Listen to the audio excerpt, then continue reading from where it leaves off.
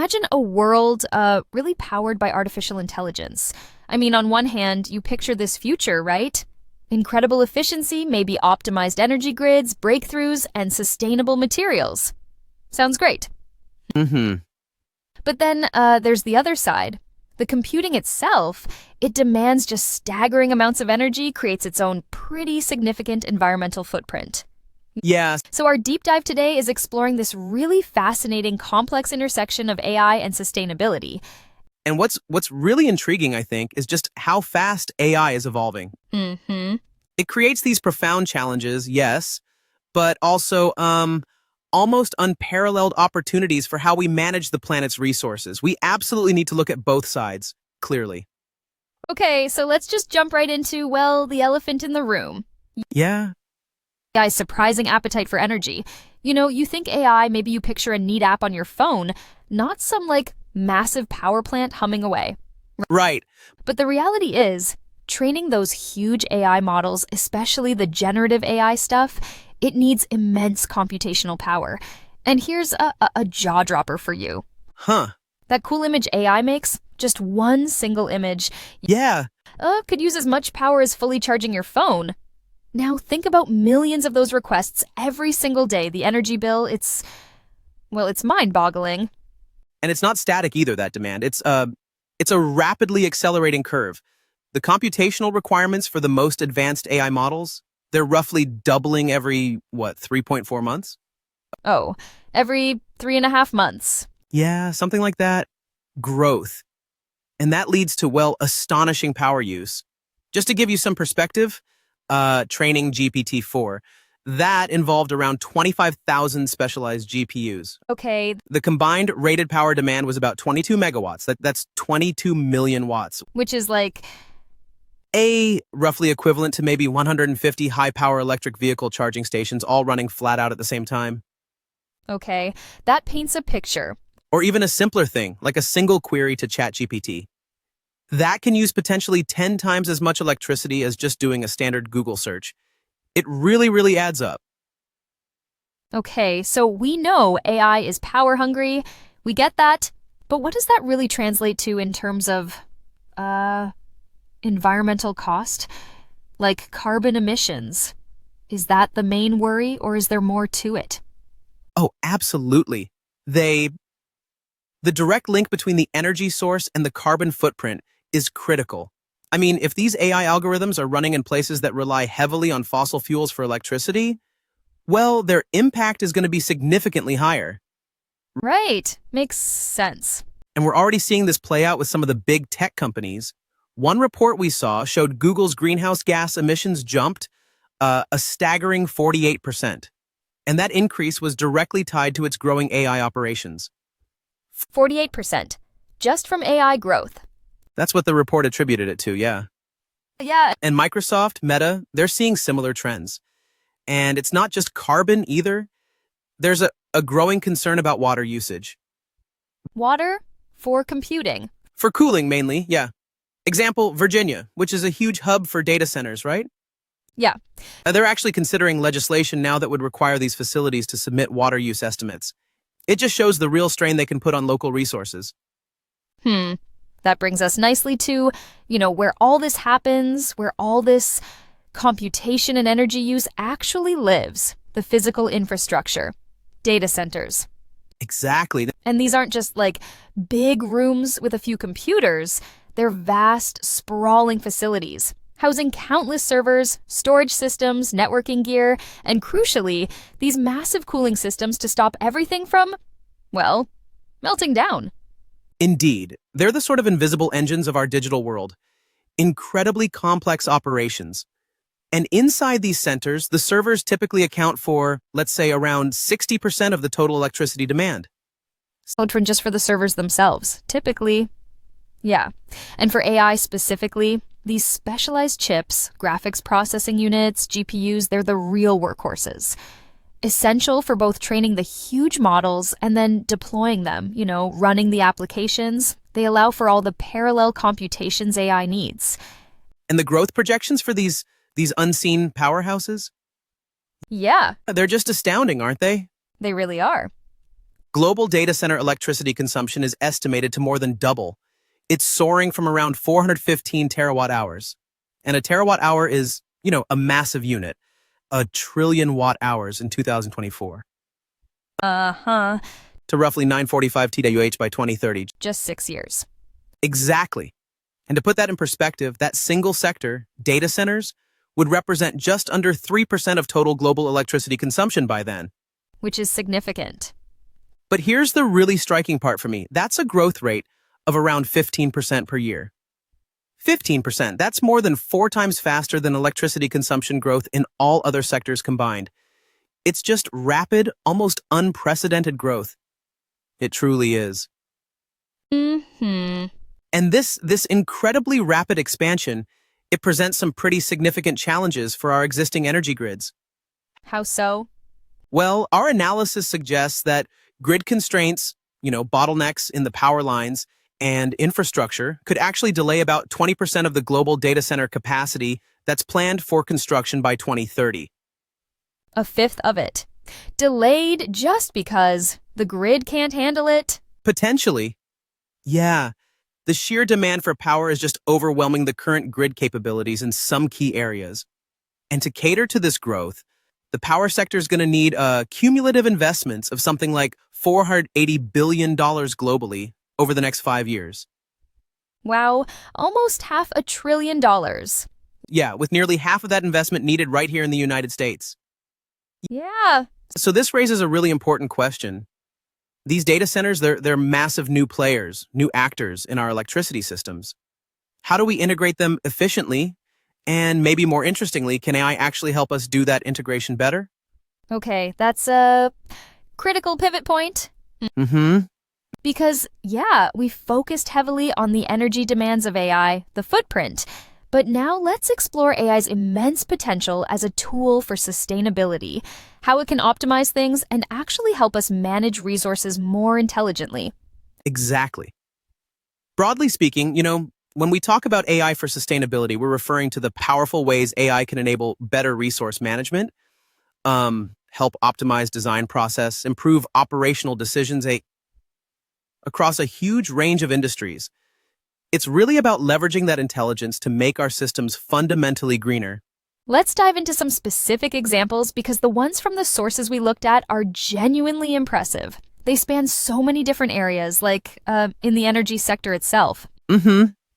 It is already transforming everything from, say, oil and gas exploration and production, to maintenance, safety, even helping reduce methane emissions, which is huge. Right, And for our electricity networks, AI dramatically improves the forecasting of renewables like wind and solar. They're variable, hard to predict. AI helps integrate them better, reduces wasted energy, cuts down curtailment. Yeah, making renewables more reliable, David. Exactly. And things like AI-based fault detection can slash power outage durations by 30, maybe even 50%, and get this. Remote sensors combined with AI could potentially unlock a staggering 175 gigawatts. That's 175 billion watts of transmission capacity. Wow. Without building a single new power line. That's actually more capacity than the projected increase in data center power load by 2030. It shows the scale of AI's potential for good here. That's a fantastic point. And the benefits extend to, power plants and the grids themselves too. AI can significantly improve operations maintenance, potentially yielding cost savings up to $110 billion annually by 2035. That's just from avoiding fuels and lower operational costs. Huge numbers. Yeah. And look at DeepMind's work on wind power forecasting. Their AI actually increased the financial value of wind energy by as much as 20%. Yeah. Just by making its output more predictable and therefore more useful to the grid.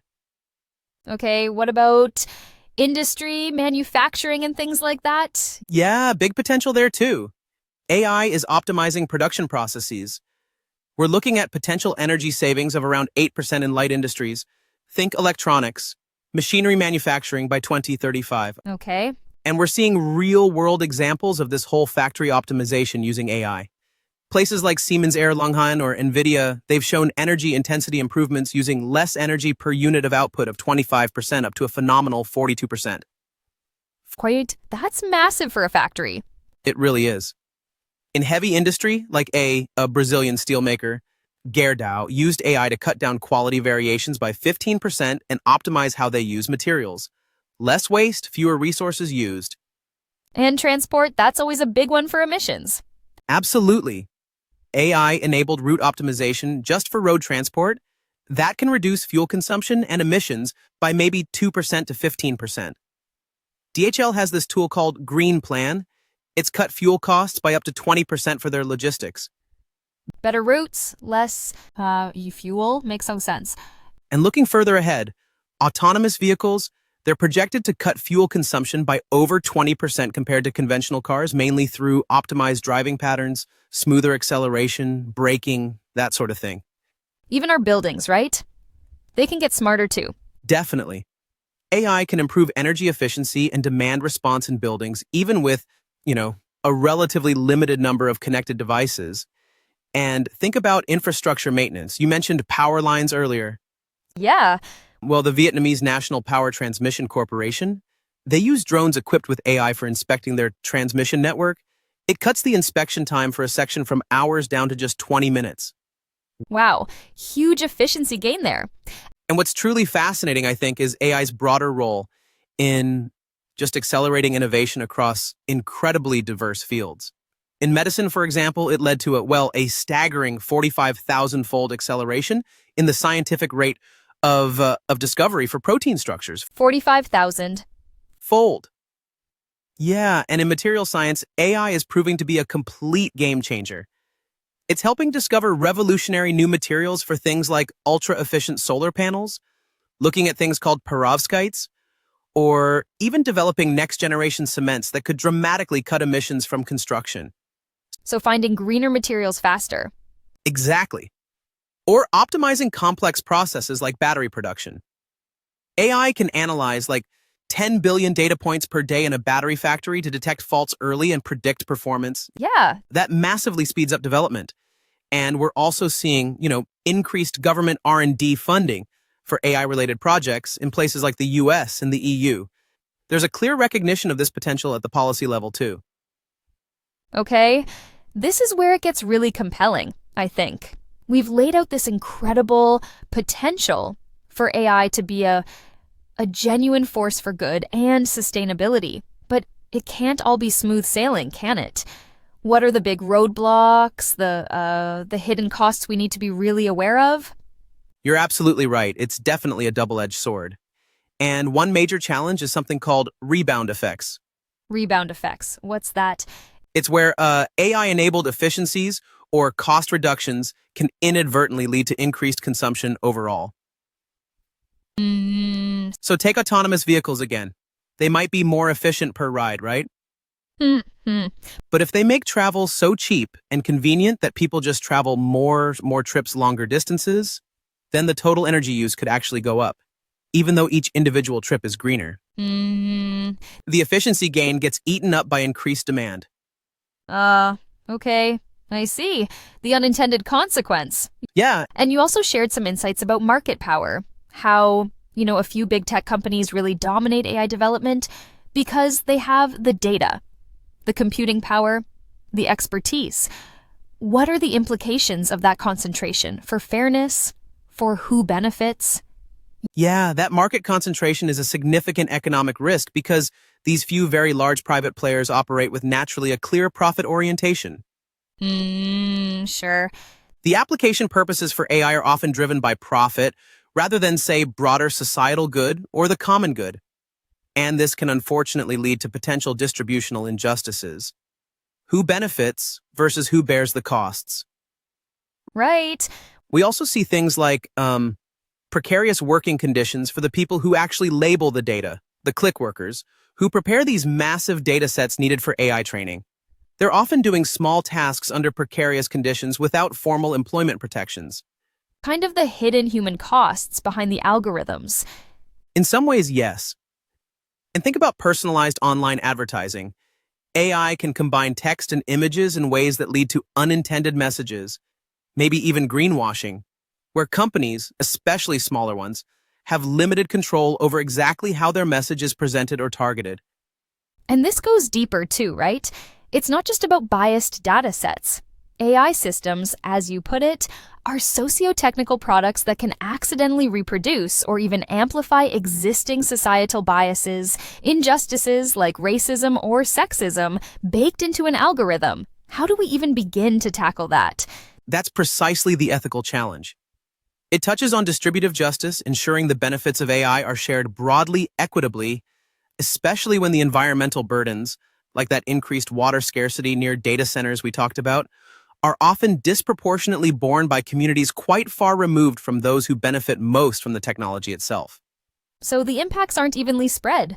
Often not, no.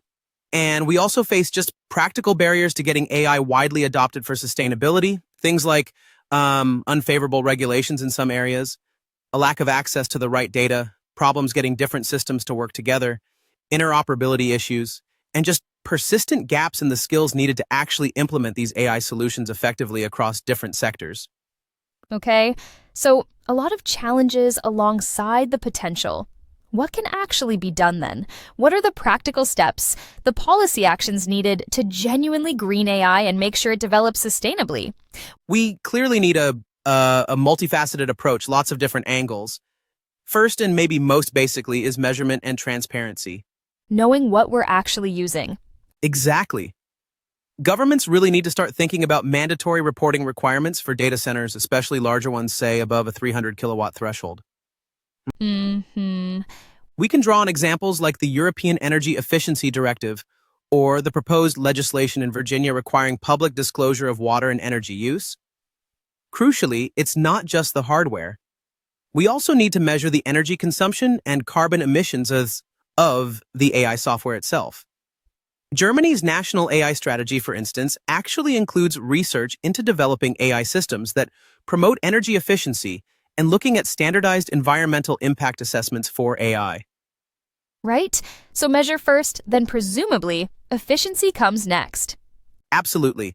We need to focus relentlessly on using as little energy as possible throughout the entire AI lifecycle, from how the software is developed right through to how the data center operates. Improving cooling efficiency is a massive opportunity here. Like the water cooling example? Precisely. Using water cooling instead of traditional air cooling for, say, an 8 kilowatt data center rack can save around 11 tons of CO2 annually. That's like taking 6 cars off the road. And this is becoming critical, utilizing the waste heat from data centers. Using the heat they generate. Yeah, feeding it into district heating networks or using it to heat nearby buildings, actually becoming a requirement in some places now, like Amsterdam. It turns what was waste into a valuable resource. That's clever. And it's not just about how efficiently we use the energy. It's also about where that energy comes from, right? And where the data centers are built. Exactly, which leads to responsible sourcing and location. And actually, the major data center operators are kind of leading the way here with corporate power purchase agreements, PPAs. Okay, what are those again? They're basically long-term contracts to buy renewable energy directly from developers, like wind or solar farms. These big tech companies, they account for over 30% of all the active corporate PPAs globally. They're making big commitments. So they're locking in renewable energy supplies. Yeah, and some, like Google and Microsoft, are even investing directly in innovative renewable projects, like Google's partnership with Fervo Energy on next-generation geothermal power. Okay, so measurement, efficiency, renewables. What about the bigger picture? Policy collaboration, maybe even rethinking how we develop AI in the first place. Great points. On policy and collaboration, there's definitely a strong need for public policy to actively support green AI research. And we need much greater collaboration between government, academia, and industry. The energy sector and the tech sector in particular really need to deepen their dialogue, develop a kind of shared playbook for how to efficiently integrate these huge data centers into our grids. Getting everyone on the same page. Exactly. And then, yes, rethinking AI development. We should be promoting things like data minimalist approaches, asking if we always need the biggest possible model trained on the most possible data, or using AI building blocks like one company, Elevate.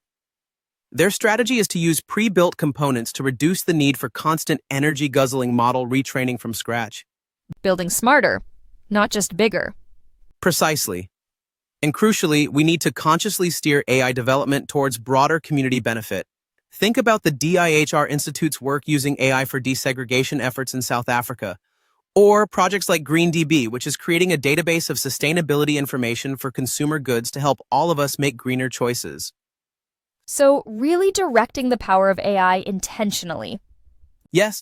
Okay, as we wrap up this deep dive then, what stands out to you as maybe the single most critical action or thought for someone to take away after hearing all of this?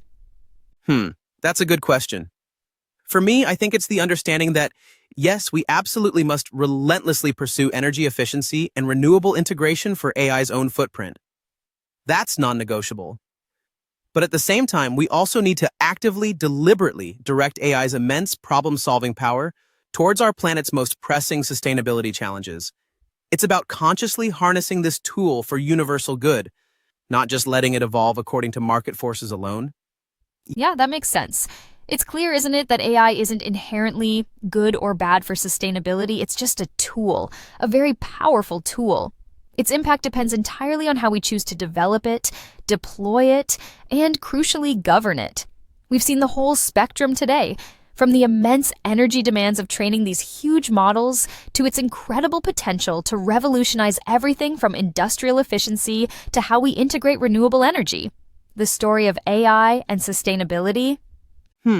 Well, it's still very much being written. Absolutely. And maybe here's a final thought for you to consider. While data centers, yes, they're projected to account for maybe 3% of global electricity generation by 2030, and their emissions are growing, the widespread adoption of AI applications could potentially lead to emission savings in other sectors, industry, transport, buildings that actually exceed the data center's own emissions by 2035. That's the hope, the potential upside. Right. So the real question then isn't just about making AI itself less impactful. It's also about whether we can scale its green potential fast enough and widely enough to truly transform our global energy landscape, even as its own demands continue to grow. Can the good outweigh the bad? And can we make it happen quickly?